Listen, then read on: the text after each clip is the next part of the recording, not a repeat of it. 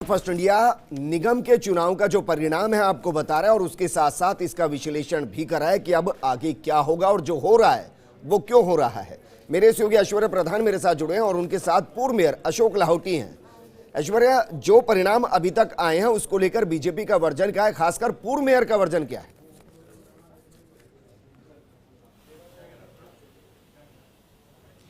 देखिए, हमारे साथ लाहौटी मौजूद हैं जो कि वर्तमान में विधायक है, पूर्व में मेयर रहे हैं, लेकिन यहां पर सब कुछ सामने है।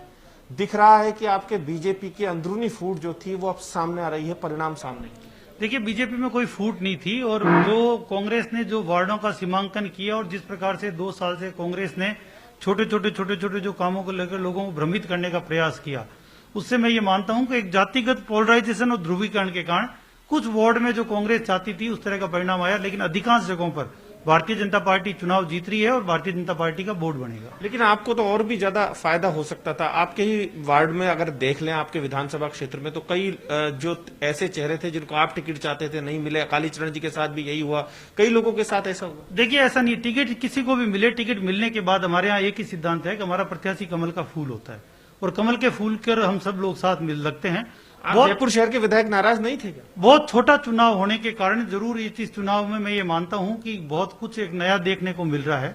बहुत छोटे छोटे वार्ड हो गए, बहुत मतलब ये मानो कि जैसे 3-3, 4-4 हजार वोटों के वार्ड हो गए, तो बहुत जातिगत इफेक्ट बहुत ज्यादा आया। कहीं पर 500-700 वोट इधर उधर होते हैं। दूसरा, कोरोना के कारण पोलिंग लोगों ने तो कोरोना में कांग्रेस पर भेदभाव के आरोप लगाए, लेकिन अब कांग्रेस के पक्ष में परिणाम आ रहे हैं। उस हिसाब से तो कांग्रेस को साफ हो जाना चाहिए था, लेकिन कांग्रेस के तो बहुत। देखिए, मैं आज भी ये कह रहा हूं कि कांग्रेस ने पिछले 2 साल से कोई काम नहीं किया और ये जनता मानेगी।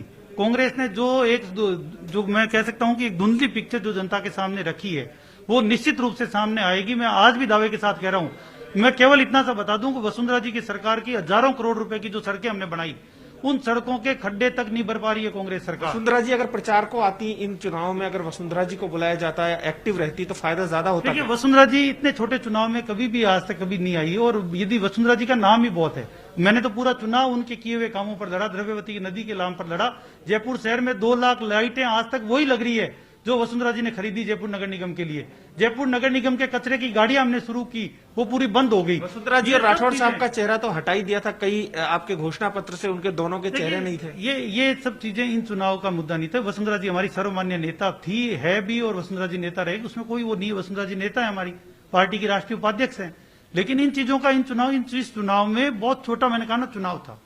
इस चुनाव में जो काम हमने किए, उन कामों को जनता 2 साल का जो गैप लगा, जनता को हो सकता है ये लगा हो कुछ वार्डों में जहां हम चुनाव हारे हैं, और बहुत ज्यादा जो वोटों का ध्रुवीकरण एक जातिगत समीकरण के आधार पर कांग्रेस ने 2 साल से लगातार केवल देखो, आप पहले 91 वार्ड थे, फिर उन्होंने बढ़ाकर जो है वो 100-150 वार्ड किए, फिर जयपुर में 250 वार्ड कर दिए। इस तरीके से बार बार वार्डों को बदलना, चुनाव होंगे नहीं होंगे। आपका सर्वाधिक वेट था जयपुर ग्रेटर नगर निगम की बाड़ेबंदी में, आप वहां दिखाई नहीं दिए, और तो सारे लोग थे, रामलाल जी थे या रामलाल शर्मा, मदन दिलावर वगैरह, लेकिन आप अभी एक्टिव नहीं है। दूसरी तरफ नरपत सिंह राजवी भी नहीं थे। देखिए, अभी कल विधानसभा थी तो हम सब विधायक तो विधानसभा में थे। विधानसभा के बाद मेरा थोड़ा स्वास्थ्य ठीक नहीं था, मैं अभी कोरोना पॉजिटिव से उठा ही था, इसलिए मैं घर आ गया था। और बाकी पार्टी के हर गतिविधि में, हर काम में, मैंने कहा ना कि प्रत्याशी चयन के बाद में भारतीय जनता पार्टी का प्रत्याशी कमल का फूल होता है। आप चाहेंगे कि भारती लखियानी मेयर बने?